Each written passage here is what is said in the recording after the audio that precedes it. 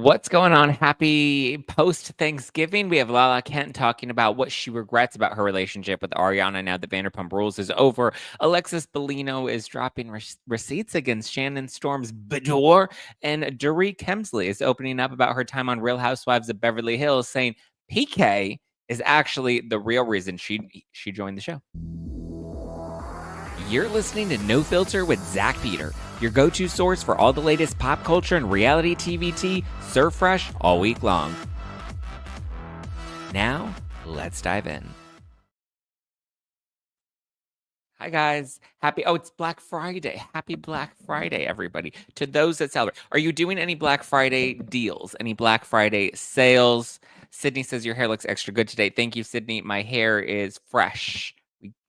We did a little haircut. Got it cute, got it fresh.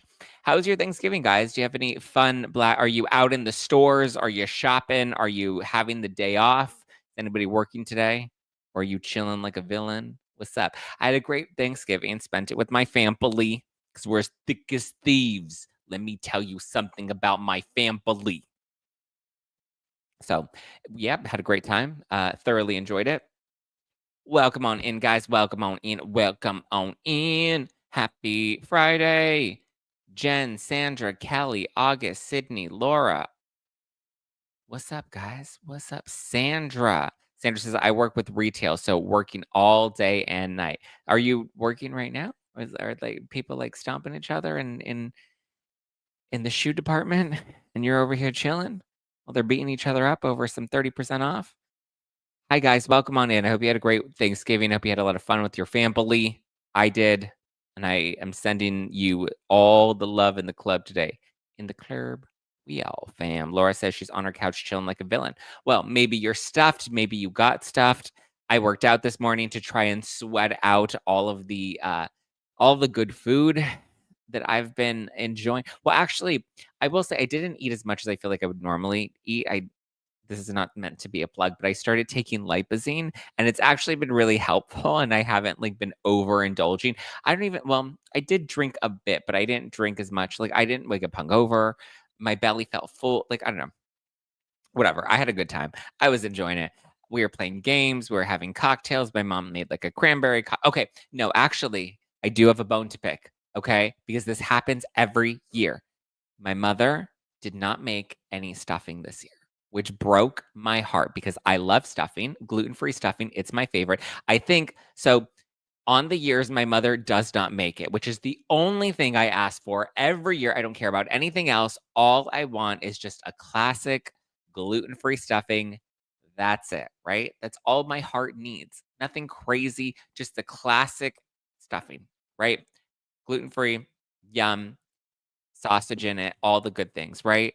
And she didn't make it this year. And I was like, I would have made it if I had known that there was not going to be any gluten-free stuffing, I would have made the stuffing myself. That is the only dish I look forward to on Thanksgiving. And I know some people think that stuffing is disgusting, but stuffing is the only thing I look forward to and I want, right?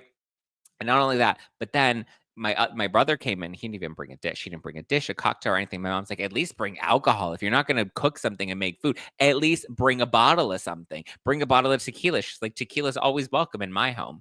Which, hello. I mean, listen, if I ever don't bring a dish, I'll bring a bottle of vodka. That way I have my vodka for me because I drink vodka. Or I bring a bottle of tequila because that's what my mother loves. She loves all the tequila. So give her all the tequila. See, Orion says no stuffing. Arg, that's my favorite too. Thank you. I come for the side spirit. I mean, listen, turkey's mediocre. Sometimes it's dry. Sometimes you get lucky with the brown meat and, fine, good. Ham, always going to be salty, but it's the side dishes, right? She did make good mashed potatoes, and I will give her that. She made good mashed potatoes. Fine, solid. But she made all these other extra dishes, and the one thing she didn't make was stuffing. And I was like, how do you not make stuffing? And by the way, we already did the whole debate on the internet about whether you call it stuffing or dressing. And everybody was trying to explain to me how that works with stuffing versus dressing. I guess stuffing is when stuffing is when you impregnate the turkey, right? Stuffing is when you breed it. And dressing is when you come on the tits, essentially, right? That's how I'm breaking it down for people. So it depends on where you drop the load. If the load is inside the turkey, then that is stuffing. If the load is on top of the turkey, then it is called dressing, which is how I'm going to, how I'm going to address all of my sexual encounters moving forward. I'm going to say, what do you want to get dressed or do you want to get stuffed? Pick one. See, Izzy B says it's not Thanksgiving without stuffing. I know that I'm going on too long about my stuffing rant, but I will say this. Okay. No gravy. Sorry, Judy. I'm not a gravy person. But when it comes to stuffing, okay, first of all, I never have dry stuffing. My stuffing is never dry. But on the years that I anticipate she's not going to make it, I will make gluten-free stuffing. And then she ends up making gluten-free stuffing. And then we have too much double the stuffing. And then on the years she doesn't make it, then we have no stuffing because I'm never prepared for that. And so then I end up just going to Whole Foods and buying the stuff myself and just making my own stuffing by myself because I can't have Thanksgiving without stuffing or dressing. I guess it's dressing because I never put the stuffing in the actual turkey. I don't know anybody that puts the stuffing in the actual turkey. Who does that? Who puts stuffing in the turkey? What, you don't put stuffing in it. What do you think you just fell out of a coconut tree?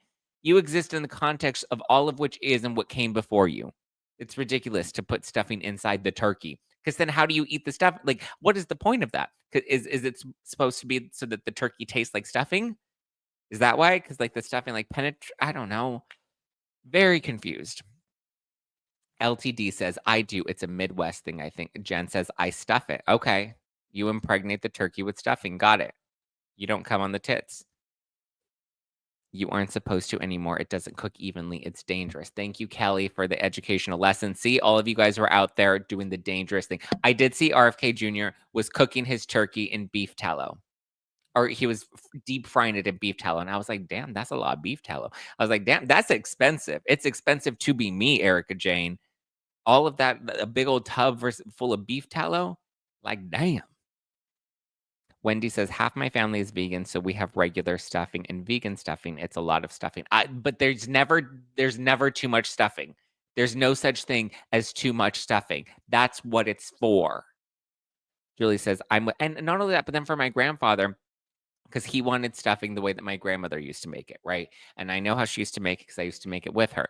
And first of all, I gave him all of the ingredients on what to go to the store and buy to get the stuffing, right? He went and got all of the things except the celery because he doesn't like celery. So he's like, I don't want celery. I was like, well, then that's not her recipe. Okay. May she not rest in peace because you're changing the recipe and it's not the OG recipe that she used to make. So if you loved her, you would have eaten it with the celery. But he forgot the celery, so then I didn't have to make it with the celery. So guess what? My stuffing was just meat and bread, and that was it. There were no veggies in it. There were some translucent onions, but like other than that, there were no vegetables in it. I was like, you need at least carrots and celery. Celery at the bare minimum. Julie says, I'm with you, Zach. I wouldn't mind if there was nothing else except stuffing. It wasn't my mother's stuffing, but it was okay. It was pretty good. But thumbs up 3 times. And okay, I'm glad everybody is with me on the stuffing. Okay. Julie says the stuff actually takes on more of the juices of the turkey, so it's more moist than the regular stuffing. Oh, so then you don't need the chicken broth and you just have the turkey that makes it nice and moist. Ooh, yum.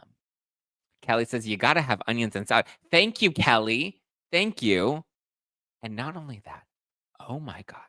Hold on. When I tell you, not only that, but then he figured he was going to take some initiative. My grandfather thought he was going to take some initiative, not the one that died, because obviously he just died a couple months ago. But this is my paternal grandfather, because I spent 2 Thanksgivings, right? I only have 2 grandparents left: my grandma on my mom's side, and my grandpa on my dad's side. That's all I got left. Okay, but so my grandfather, he, I went over there to do the first Thanksgiving because they eat a little earlier, so I do 2 Thanksgivings, and then I go to my mom's after because she does things later in the evening. But I went to my grandfather's, and then he's like, "Oh, I figured that, I figured that you guys were gonna need the refrigerator to put all of the dishes and stuff in, so I bought an ice chest so that we can keep all of our drinks in the ice chest." I was like, "In the ice chest? What is this, a backyard barbecue? This is Thanksgiving, and you're gonna bring out the ice chest?" Sorry, I know that may be a little out of touch, but like my grandmother was just she liked things done nicely and fancily, right? She liked fancy. Right. So we set the table very nicely. We do all the she decorates and she has the place settings and the fancy napkins. And like that's her thing. She likes to do it fancy. Okay. And I was like, what's next? Red Solo cups? And listen, on my mom's side of the family, we do red Solo cups. We drink it like it's a totally different vibe, right? And listen, I ain't even my mom's side of the family, not my mom. My mom was very much like my grandma, decorate the table and do all the placements and all the fancy dishes, and like my mom goes above and beyond, which is great, and I love it.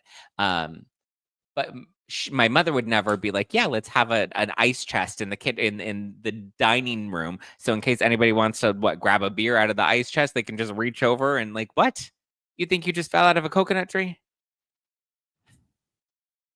So yeah, sorry, that was my Thanksgiving rant. Everyone's still in here debating stuffing and turkey and thermometers and no chicken broth, yes chicken broth. Yeah. Jupiter says, I love setting the table with my late grandma. Did she die? She's late. What does late mean? Sorry, I don't want to offend it. My grandma's dead. So I say she's dead. And I love her and I miss her. And I used to set the table. We would do the holidays together. But now she's dead. I don't say late grandma. I just say she died. Jen said, I love the fanciful Thanksgiving. We are definitely Solo cups. Listen, I have both sides of the family. Over here, we're drinking red Solo cups and, getting lit. And then over here, we're praying before, and have the fancy napkins. Passed away. Sorry. Thank you, Juniper. So we're on the same page. Late means passed away. Oh, okay. That's what I thought. But that was the red Solo side of my family that was coming out. Okay, sorry. I did enough ranting about Thanksgiving. But also, okay, we're going to get into the tea. But I mean, listen, it's a slower day. We're all chilling. We're all recovering from Thanksgiving. But also, I did want to mention, I've been pimping out Biore. I love Biore. I've been taking Biore for years upon years. Favorite supplements. They're in little tinctures that you can just drip into your water, your coffee, in some cases your cocktail. I did an apple cider mimosa with some of their raised drops. So Biore wants you to empower your health this holiday season and even jumpstart your new year. So I know for me this morning, I took Biore's primary detox drops. I took their liver lover drops, and I did a little thinking cap drops because I knew I was going to have to think a bit and tape today's podcast. So they have products for the whole family. Really helps you kind of empower your health and take control of your health, your family's health. They have products for everyone from the babies in your family to the adults to the teens. They have a new teens line that I know you guys are probably going to love if you haven't tried it yet. But I wanted to tell you, you've been hearing me talk about Biore on end, but they're having their biggest sale of the year. It's 30% off for Black Friday. And if you use code ZACK, ZACK, you'll get free shipping on top of the 30%. So if you've ever wanted to talk or to try Biore after hearing me talk about it so much, you can empower your wellness with Biore Essentials for a healthier and more balanced life. From liver detox to immune support and energy boosting formulas, they've got everything you need to support yours and your family's health and wellness. Don't wait. Stock up right now because they're going to sell fast. You have until Monday. You have until Cyber Monday, all weekend long, site-wide, everything. 30% off the bundles and the individual products. You can use code ZACK, ZACK, and you'll get free shipping on top of the 30% off. So be sure to use code ZACK so I get that credit. And they know that I sent you because you're a member of the ZACK pack. Okay? 30% off Biore.com. Head on over to Biore.com. Biore.com. 30% off. Julie says, I definitely use onion, celery, carrots, and yes, a little chicken broth. My mom uses French bread soaked in chicken broth, and we squeeze it all out, and she saw all the veggies together. See, there you go. I always get mixed up and stuffed in the turkey and everywhere else. What? That sounds like something you do in the bedroom, not the kitchen, Julie.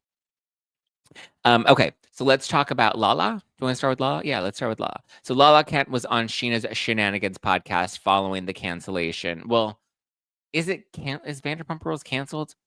It's being rebooted. They refer to it as canceled, or they say, when they got the news that it was canceled, yada yada yada. And then Scheana Shay also says that she had given Kristen Doty a heads up because she's like, listen, because she knew that Kristen was pregnant, and she also knew that Kristen was planning on announcing her baby at some point, announcing that she was pregnant because she had this exclusive in People magazine. And so I wonder whose decision it was to run with the announcement. Maybe it was People's decision because they wanted to make sure they got all the traffic from the cancellation news. But Scheana gave Kristen a heads up. She's like, "Hey, I'm pretty sure no one gave you the call to let you know about Vanderpump Rules being canceled, but just letting you know that so that, you can have your own day when you announce your pregnancy." And then obviously she announced her pregnancy first thing in the morning and whatever. But so on Sheena's podcast, Lala came on, and that was part of what they revealed. But on the podcast, Scheana came on, Shenanigans came on, and Lala said that, or they open up about the ending of Vanderpump Rules, and Lala talks about how she actually didn't want to tape this last season of Vanderpump Rules, that she wanted to quit after season 10, but producers basically begged her to come back. And a lot of people are giving her shit for that, and they're kind of just like, yeah, right, like producers are really going to beg you of all people to come back. But like, it did make sense that they would need someone like Lala back because the group was so fractured and so divided that they needed all of the players that they could bring in and hopefully have somebody like a Lala or a Scheana that could bridge the gap, which ultimately was the role that Lala and Scheana had this most recent season, is they were kind of trying to be the bridge to help, connect. And listen, as much as people don't want to admit it, Lala was absolutely the voice of reason this past season. And we know that because they use Lala as the narrator in the finale.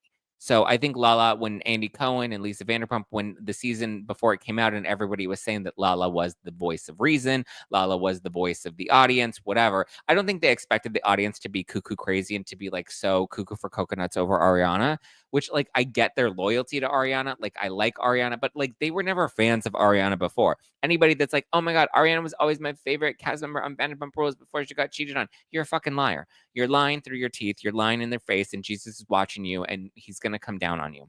Okay. Danny says, I respectfully disagree, but love you still. And that's okay because it's a reality show and it's not that deep and it's not real life and we can see things differently.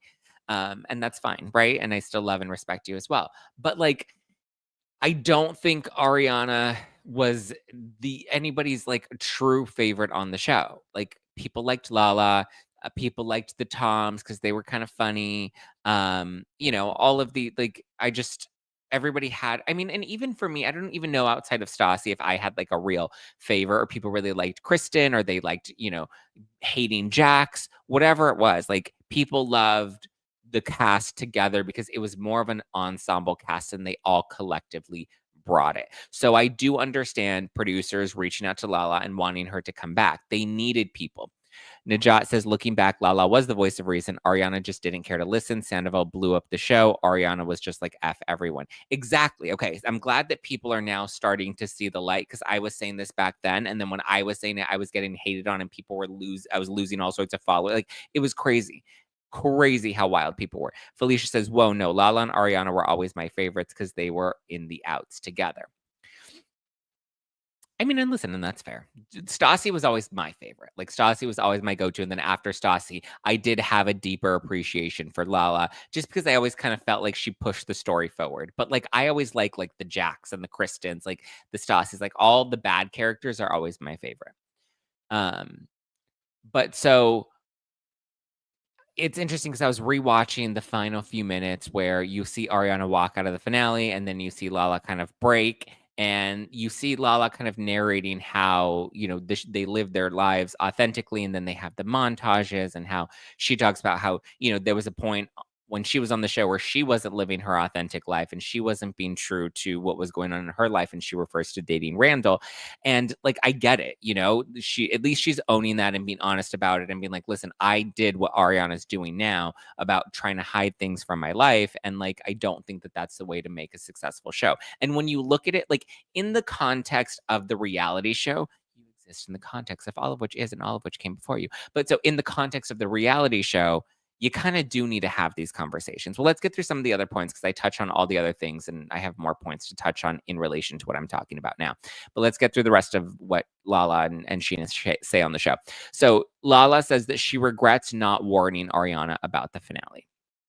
Because apparently Ariana didn't know about the finale, the final few minutes that were going to be shared at the reunion. I guess the rest of them did. Sheena's like, I knew that they were going to. Lala and Scheana were both clear that like they knew that they were going to show that part where Lala says, she gets cheated on and suddenly she becomes God. And they knew that they were going to air that, one, because it was shown in the trailer for the season, but two, because Lala says that because nothing happened at the finale, really, because Ariana disengaged, didn't want to talk to Tom, and just walked out, that's when the producers told her, all right, listen, you can break the fourth wall. Because normally when they're filming the show, they're not allowed to break the fourth wall or talk about the show necessarily. And the producers are like, listen, everything that you've had pent up, all of the frustrations that you've had, I guess production was feeling that as well with Ariana, because she really didn't want to make an entertaining show. Because at the end of the day, that's what you're doing. You're making an entertaining reality show where, like, sometimes you'll just have a day that's really boring, but when you know that cameras are coming over that day, you're going to amp it up a little bit, right? You're going to find something a little more interesting to do to make your day a little more interesting, because you don't want a whole day of just dead footage. That's the reality of you being on a reality show. And so I understand in the context outside of the reality show, yeah, it makes sense that Ariana wants nothing to do with Tom Sandoval. Yeah, that's totally logical and normal and makes perfect sense. But on a television show, no, people don't want to watch that because it doesn't make sense. If anything, if Ariana really wanted to, like, keep the show going, she would have engaged Tom Sandoval. She would have ripped him apart at the finale. She would have had that rah-rah moment that the audience would have rallied around her for. Like, he would have come in. Everything that she said in her confessional, she should have said and given it to him directly. And the audience would have loved it. They would have loved it. But so anyway, Lala says the producers told her, listen, everything that you've been feeling all season, all the frustrations that you felt, like, now you get to just kind of let it all out. Because Ariana left. She literally walked out of the finale, didn't talk to Tom Sandoval, didn't finish her conversation with Scheana, and, like, let it go. And so Lala was like, all right. So she broke the fourth wall. And that's when you hear her talking about not wanting to film, but yet she lives down the hall from Tom Sandoval and people can't be friends with Tom Sandoval. And she did kind of divide the group. Like, yes, ultimately it does come back to Tom Sandoval. He's the one that fractured the group for sure. But, like, I really think Ariana didn't care. Ariana's never cared about the show. And we have to be honest about that. And she's been open about that. And she's always said that from the beginning. She never wanted to join Vanderpump Rules. She wasn't on in season 1. She said that she only joined Vanderpump Rules because she was Scheana's friend and all the other girls hated Scheana. So she wanted to so Scheana needed an ally. And so she was like, okay, fine, I'll do the show. But she even talks about how originally, in the past first season, that, like, when they were filming, she didn't want to be on camera. She would kind of hide from the cameras if Scheana was filming, and, like, she didn't care to really be on the show.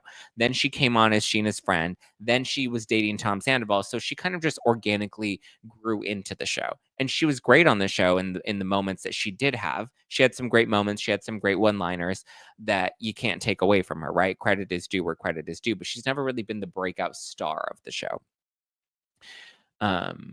But Lala says that she regrets not warning Ariana. And even Scheana kind of talks about that, not warning Ariana, because, Lala says that she always keeps it straight. And if she's going to say something behind your back, she would rather say it to your face. And she's like, and the thing that for me felt the most disingenuous is, like, I was still going to support her in Chicago when she was playing Roxy, and I was posting photos in support of her.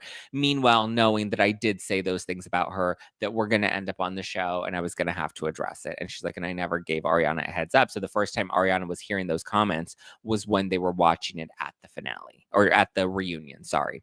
And they were watching those last 3 minutes. But I mean, if the producers are at the point where, because if you look at it from a production standpoint, if the producers are at the point where they're so frustrated with Ariana that they're like, listen, Lala, break the fourth wall. We're just going to lean into this now. We're going to lean into this story arc about her not wanting to essentially do her job. So, and then you hear Tom Sandoval saying, like, why are you on a show with your ex if you're not going to film the show? So I get why they had that fourth wall breaking moment. And that really does come back on production, because production has concealed any fourth wall breaking moments in the past unless it's been necessary, right? Like Denise Richards in her bravo, bravo, fucking bravo moment, right? In those moments, her bravo, bravo, bravo moment, they break the fourth wall when it makes sense within the context of the show, Rosanna says Ariana never really cared about the cast. They were cast members. I think she's happy knowing the show ended because of her boundaries. I agree with you. I don't think she has I don't think she's losing any sleep about the show getting canceled and about her sticking to her boundaries at the end of the day. But I get Lala's frustration at the reunion where Lala's like, dude, if you don't care about the show, at least care about us, at least care about our jobs. Like, we have kids, we have businesses, we have families. The Toms have a bar, and Katie has something about her with Ariana. Like, Ariana didn't need something about her. She still doesn't need something about her, but like Katie did, you know? Scheana has a baby and a husband that she provides for. Lala has 2 kids and a family, her mom and her brother that she provides for. That, like, yeah, the show was kind of important because that was their job. It's like that when you're doing a group project in school and you have that one person like doesn't really want to do the work, but their name still has to go on the project. And they know at the end of the day, like the project is going to happen and the rest of the team members are going to pull it. So I don't really have to do the work because like I'm tired and I don't want to stay up until 2 a.m. because I have boundaries and I need 8 hours of sleep. And so you guys finish the project. I'm going to go to bed early because I have boundaries and I want to go to sleep. It's like it hinders the entire team. Laura says unpopular and not her fault, but Ariana didn't have a clue about Tom, about him cheating. I believe that. I believe that Scandival, I know people are like, that was set up, that was staged, that was manufactured. I believe that was all very real. And I think, listen, I think there's so many times where maybe you see the signs, but like you're kind of, ignorance is bliss. You don't want to believe it. You don't want to see it. You don't think that that'll ever happen to you. So, you know. Chris Ann says Lala is stuck and Ariana is doing bigger and better things. Listen, good for Ariana doing bigger and better things, but it does kind of suck that when you are doing bigger and better things, you didn't give a fuck about this show that actually built you, Like the show gave her this platform and all these people collectively put this show together. So that does kind of suck that she doesn't care about any of her other cast members, just in a collective work setting, right? If you want to look at it strictly as the show and the colleagues, like, yeah, that does kind of suck. I guess I can kind of see that maybe Lala does have some envy. I'll say that. Um, Yeah, but it does kind of suck for all of them. I think they would all kind of be a little bitter that, like, she got to, like, not really participate in the last season of the show, and then she gets to go on and has these great opportunities, and the rest of the cast kind of suffers as a result of that. And I think a big part of the reason Vanderpump Rules did get canceled had a big part to Tom Sandoval, but also a big part to Ariana. And the reason I'm talking more about Ariana is because everyone can acknowledge that Tom Sandoval fucked everything up. He fractured the group and all of that. But then I think the resolution piece, preventing the group from coming back together, I think a big part of that was due to Ariana. Najat says Ariana's weird. Clearly, she's very talented. All of these years, she played second fiddle to everyone else. Was she really lazy, like Tom said? When everything fell apart, that's when the fire lit her ass. Yeah, she's never really had much hustle. You know what I mean? Like, if you think about it, like, even, like, but not, well, I guess Tom, listen, he was doing his little cover band shit. He was doing all his little things, whatever. But, like, she never really had a business or had, like, something that she was bringing up on the show. The house was always a mess. Like, she was always kind of, just kind of kicking back. I think that's why the producers were probably so shady into leaning into how much of a disaster the house is. Remember when they brought in Scheana and Brock to come and, like, clean their house because their house was such a mess? PB says, in my opinion, I think Ariana would have dropped the show years ago. Tom kept her on there. She said it was toxic for years. Yeah, I don't think she cared to stay on the show. I think she just kind of kept doing it because, like, what else was she gonna do? Lizette says, then why wouldn't they move on without Ariana? The show isn't about one person. No, but it is about a group of friends, right? And I feel like the intention of this past season was for them to have some sort of resolution, to bring resolution post Scandival. And I think she did create such a big divide in the group that wasn't able to happen, really. But no, that is a valid point. The show isn't about one person, but if you're the lead of the season, then you do carry a lot of the weight in that season, right? Production thought Ariana would cave and give them a moment, but she did not budge. Yeah, and I don't get why that's a good thing though, because that's her job. that's like saying, yeah, the boss wanted her to deliver on a great presentation and she just didn't feel like it. She had boundaries. So, like, good for her. Good for her not doing her job and respecting her boundaries. She did not budge. It's like, what? Like, in what context of what other, you know, industry job where that would, like, be okay? Like, oh, Ariana Grande just didn't feel like filming for most of the show, so, like, she just didn't budge. She had, despite it being Wicked and they had a big, rollout that they wanted to put with Wicked, Ariana Grande just didn't feel like doing it. So, like, why would she? She didn't budge. Good for her. It's like, in what world does that logic actually make sense? Coffee table book. Oh, yeah. Oh, that's true. That's true. Michelle said Ariana had her cocktail book deal and Tom commandeered it. That worm with the mustache beat her down. Of course, she was depressed and unmotivated. I don't think he was the reason she was depressed and unmotivated. I don't like to blame other people for anyone's mental state because they have full autonomy over their own life. But I will say, with the cocktail book deal, I actually don't think it was Ariana. I think it was Danny Pellegrino that brought that to light. So if you forget, or if you remember, in case you forgot, Danny Pellegrino is the third person listed as an author on that book.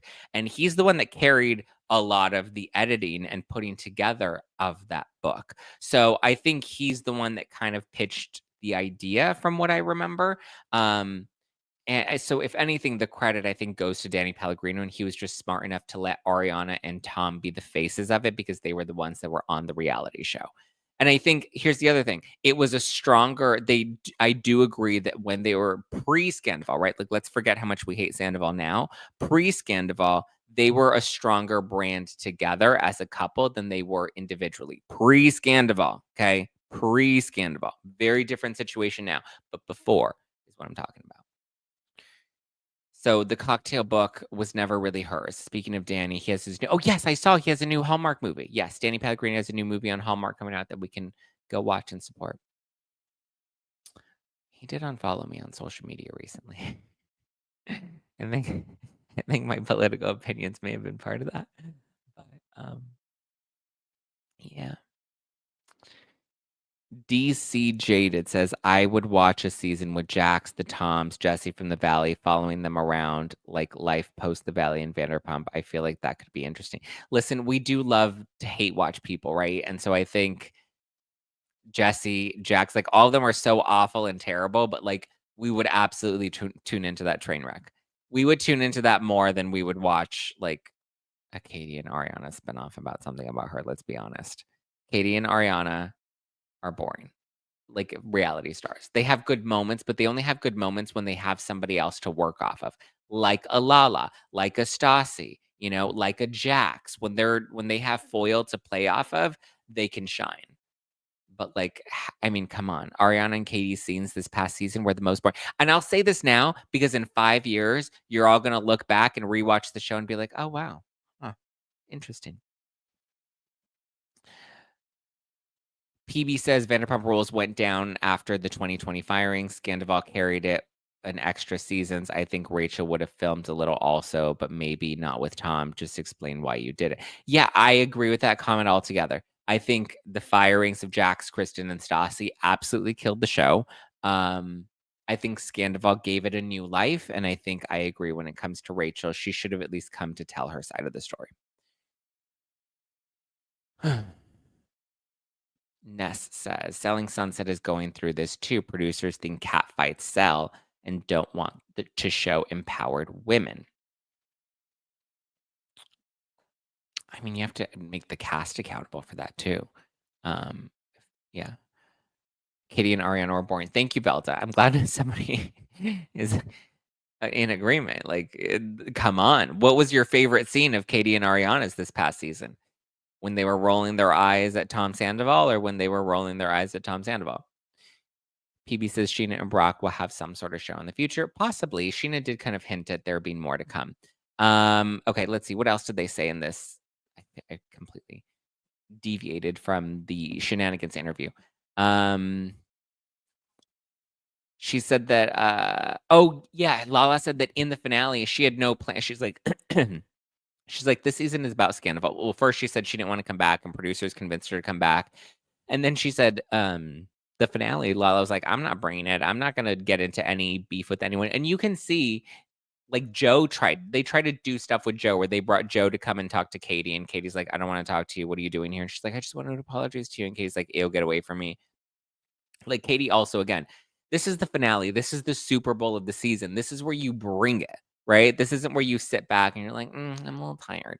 But then Katie's always been kind of boring. But so Lala said that she didn't plan on bringing it. She didn't plan on stealing the finale. She didn't plan on, like, not that she stole well, she kind of did steal the finale, if we're being honest. She literally narrated the final few minutes. But she's like, yeah, I wasn't planning on doing anything in the finale, but sitting back. She's like, I was tired and my back hurt, and I didn't plan on, like, having a moment at the finale. But then when Ariana left, and then producers are like, all right, Lala, you're on deck. And she's like, all right, I'll deliver. Suddenly, she becomes God. And so that's how we got our finale. She also said that no one wanted to be around each other, and they didn't really want to be on the show by the end of it. That, Ariana didn't want to talk about Tom. She didn't want to address it anymore. And she said that was frustrating. She's like, because we had cameras on us, and obviously they wanted to follow the story post-Scandal. And, like, Ariana didn't want to engage in that storyline at all. But she said at this point, her and Scheana both feel like they have nothing left to say to anyone in the group that they haven't already said. It is what it is. It lies where it lies. So Laura says Katie will be coming to a dentist office as a receptionist near you. There's nothing wrong with that. It's a job with benefits. Yeah. Yeah.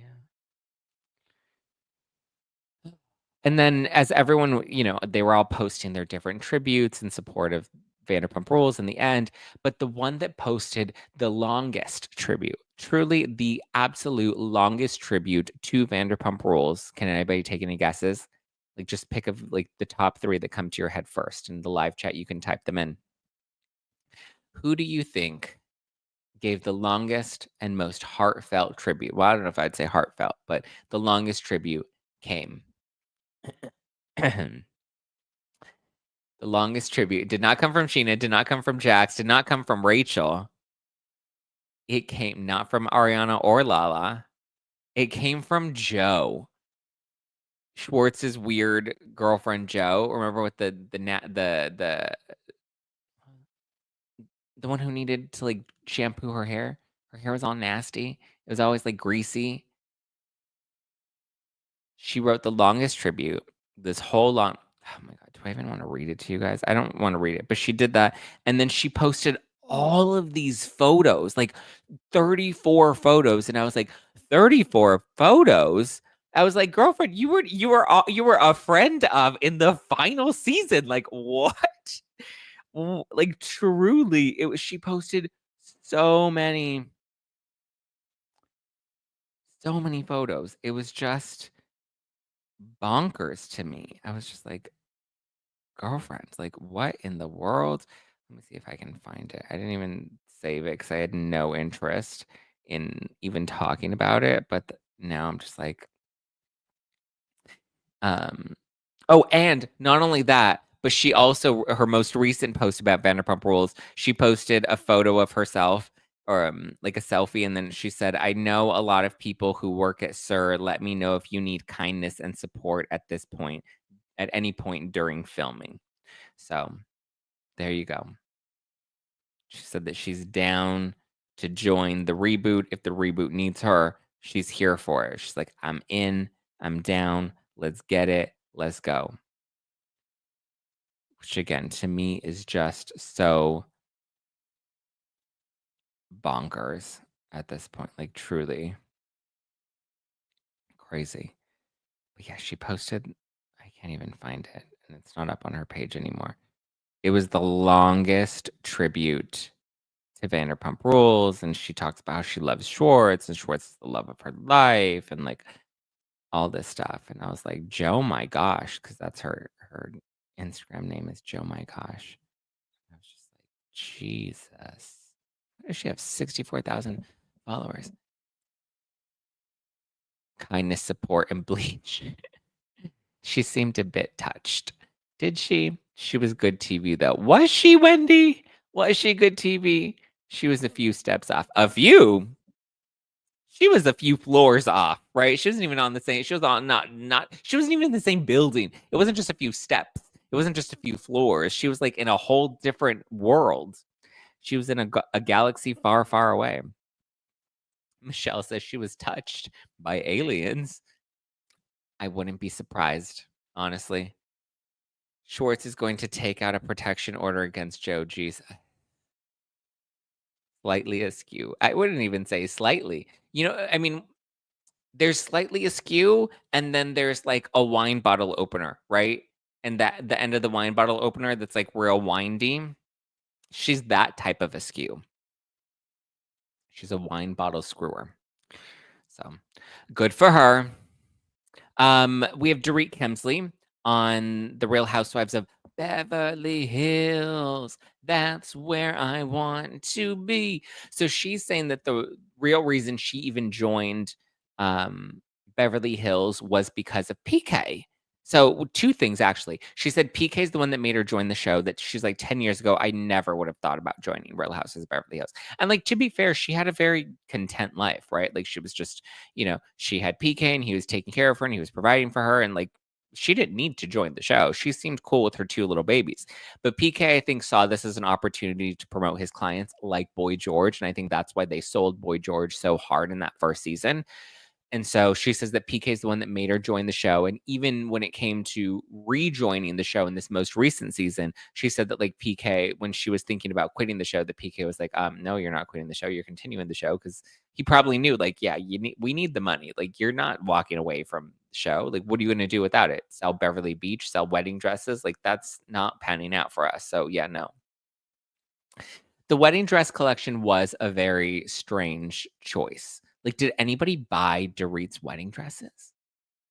Like, that was such an interesting thing. Najat says, then PK blames her for emasculating him. Yeah. She was a socialite. Does not George still live with them? I don't think Boy George still lives with them.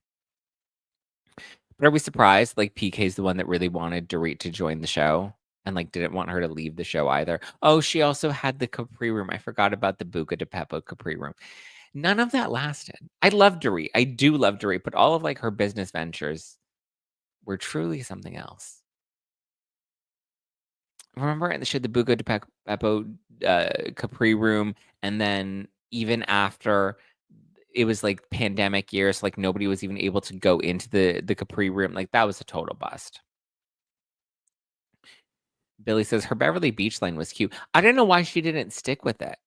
She like of all of her ventures, right? The Capri room and the bridal collection and all of that. Of all of them, I thought Beverly Beach was her best bet. Remember Audrina Patridge had like a bikini line for a while and that was popular. Like Dorit was great and she looks great in a bikini. I think her designs were really cute. That was something she could have really stuck with and like kept that going.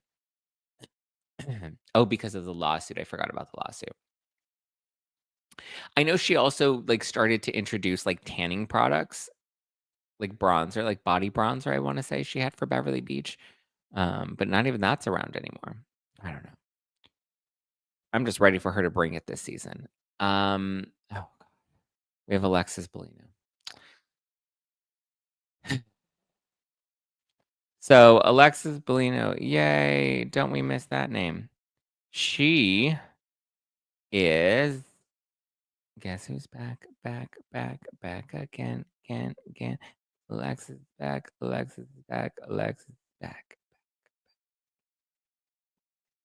So Alexis Bellino posted on her Instagram, which has now been deleted, but she posted on her Instagram an Excel spreadsheet.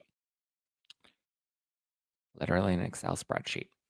So she posts this caption and it says, I'm so proud of John and the strength and vulnerability it took to share the truth.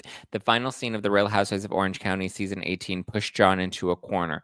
After sharing private information in confidence with friends and never expecting it to be twisted and used against him, never expected it to be shared at all, I am grateful to Bryce Sander for allowing John to tell the truth. I'm looking forward to him putting this behind us and welcoming our next chapter of forever together. at Entertainment Tonight at John W. Jansen. Oh, he has an Instagram account. And so they show, because he did a forensic accounting, and so they show all the money that he spent throughout the duration of his relationship with Shannon, if anybody even cares, in confidence in front of the cameras. Yeah, in confidence. 2019, he spent $21,000 on their relationship. In 2020, he spent $68,000 on their relationship. In 2021, he spent $94,000 on their relationship. In 2022, he spent $134,000 on their relationship. And then in 2023, he spent $60,000 on their relationship. Wow, 2022 was an expensive year. He spent $134 on Shannon Beador.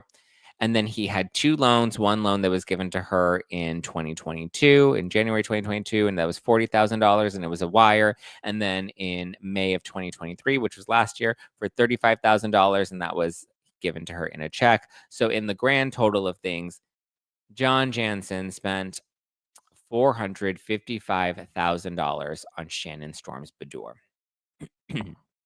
Danny says, how sad that on their Thanksgiving, this is what they do. And also, Bryce is losing more and more credibility with me. Did he ever really have it, though? Did he ever really have it? It's always hard, right? When you have these, like, I don't want to talk shit, but also, since it's just us here, like these, like, Dave Quinns and Bryce Sanders were like, cute. We got a degree and then we got a good job with a big entertainment company. And like now we don't really have to work as hard because we just get opportunities handed to us. You know, like, listen, they're good at what they do and good for them. I've seen them a dime a dozen.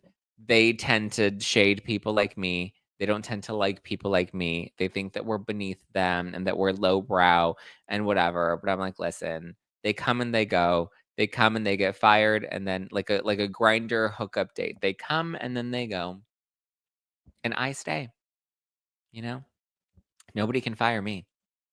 You know, and I'm also not out there doing interviews with John Jansen or Lenny's mistress. Listen, I know when to do a good interview and when not to. I don't think I would have given a John Jansen interview. I would have been like, bro, like, just let the mouse go. Like, I know when to turn down an interview. I mean, I understand that, like, it's gonna get some clicks, it's gonna get some, you know, engagement, but, like, at what point? So good. Good for him, I'm glad he landed that. Seems like a big get for him. But it's also interesting because it's like, even when they get housewives interviews, like, it's not like there was any, like, effort behind that. Like, the network has relationships with these big companies anyway, so I'm not impressed when, like, he interviews a housewife. I'm impressed when I see, like, an independent content creator that's able to land an interview and do it successfully and, you know, really make a moment out of that. But, yeah. Shannon gave us Johnny J, helped her create this idiot. Alexis picked up the trash and tried to recycle it, and here we are. Yeah, I said this online, and a lot of people seem to agree with me that, like, if anything, Alexis Bellino was the worst thing that could have happened to John Jansen. Like, truly the worst thing that could have happened to John Jansen, because her coming back on the show this season, like, she ruined his reputation more than I think Shannon ever did. I think Shannon defended John Jansen for a long time and really only recently started to talk about things. So, yeah, I think Alexis did more damage to him than Shannon did. And I don't know if he'll ever see that. I don't know if these two are really going to last.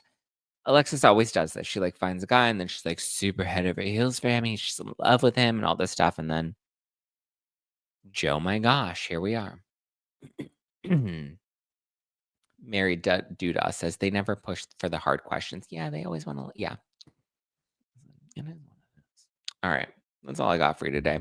We'll talk about, I wanted to talk about Salt Lake City, but we'll talk about that on Monday's episode because I have a lot of thoughts on Mary Cosby and on, you know, the reaction that people are giving from the scene with her and her son. We'll get into that more on Monday's episode, though. They want to give it a lot more time, and I feel like this time we did a lot of Vanderpump talk. But we'll get into that next week. It was a great scene, but I know, like, Jill Zarin's daughter, Allie, came out, and she's been very critical of that. So have a good Friday. I love you. I appreciate you guys. Enjoy your weekend. I will talk to you later. I think I'm gonna, like, chill today and, like, day drink and, like, just have fun on this, like, Friday. Right? All right. I love you guys. I appreciate you. Have a great weekend. I'll talk to you next week. If you're listening on Apple Podcasts, please leave me a nice Apple Podcast review. I appreciate you guys. I'll do more shout outs next week. So drop the reviews this weekend so I can shout you out on Monday. And use the buy array code. Buy array, use code ZACK, ZACK. They have a 30% off site-wide sale, and you get free shipping if you use code ZACK. So use code ZACK and get that free shipping. All right. Love you guys. Ciao for now. Talk to you later. Follow me at Just Plain Zack. Follow the podcast at No Filter at Zack. And book a cameo with me. The link is in the description below. If you want to book a personalized message from me on Cameo, book it right now. Okay.